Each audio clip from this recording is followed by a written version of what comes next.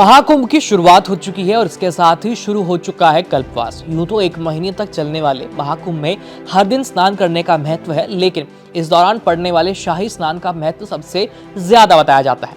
अब ऐसे में जब भी शाही स्नान का जिक्र आता है तो ये सवाल जरूर उठता है कि आस्था और आध्यात्म के इस आयोजन में जहां साधु संतों का जमावड़ा होता है, वहां स्नान को शाही स्नान क्यों कहा जाता है, जबकि कुंभ में तो कोई राजा महाराजा शामिल नहीं होते। इसके अलावा शाही स्नान की शुरुआत कब हुई और इस बार महाकुंभ में कितने शाही स्नान हैं, आज हम इसी के बारे में विस्तार से बात करेंगे। नमस्ते, मेरा नाम है आयुष और आप देख रहे हैं एबीपी लाइव।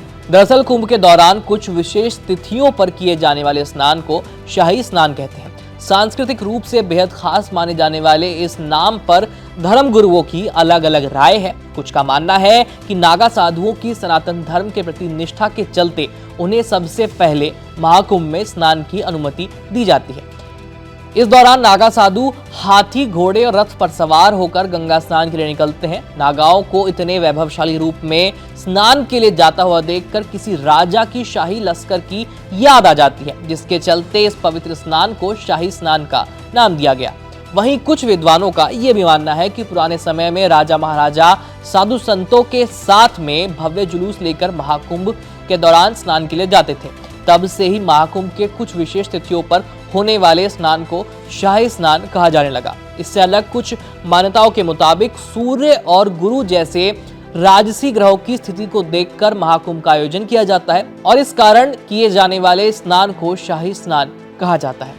महाकुंभ के दौरान पहला शाही स्नान पौष पूर्णिमा यानी 13 जनवरी को किया गया। इसके बाद मकर संक्रांति यानी 14 जनवरी को दूसरा शाही स्नान होना है। 29 जनवरी को मौनी अमावस्या के दिन तीसरा शाही स्नान होगा। 3 फरवरी बसंत पंचमी के दिन चौथा शाही स्नान किया जाएगा। इसके बाद माघी पूर्णिमा और महाशिवरात्रि के दिन भी शाही स्नान किया जाएगा। इसके अलावा महाकुंभ से मुगल बादशाह अकबर का भी एक बड़ा ही रोचक सा कनेक्शन है। इसके बारे में आपको बताते हैं। अकबर ने प्रयागराज की पवित्रता के चलते इस क्षेत्र का नाम इलाहाबाद रखा था, जिसका शाब्दिक अर्थ होता है ईश्वर का निवास स्थान। अकबर के इतिहासकार अबुल फजल ने आईने अकबरी में संगम पर आयोजित होने वाले वार्षिक मेले और स्नान समारोह का बहुत अच्छा खासा वर्णन किया है। साथ ही इतिहासकार डॉक्टर हेरम चतुर्वेदी अपनी किताब कुंभ ऐतिहासिक वांगमय में लिखते हैं कि अकबर ने बकायदा 2 अधिकारी कुंभ की व्यवस्था को देखने के लिए तैनात किए थे। पहला मीरे बहर, जो कि लैंड और वाटर वेस्ट मैनेजमेंट का काम देखता था, और दूसरा था मुसद्दी, जिसके हवाले घाटों की जिम्मेदारी थी।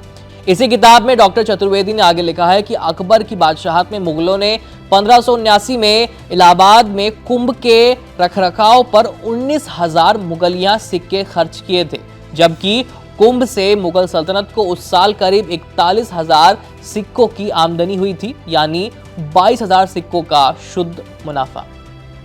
इस खबर में इतना ही। महाकुंभ की लगातार कवरेज देखने के लिए हमारे चैनल के साथ जुड़े रहिए। मेरा नाम है आयुष, देखते रहिए एबीपी लाइव। धन्यवाद।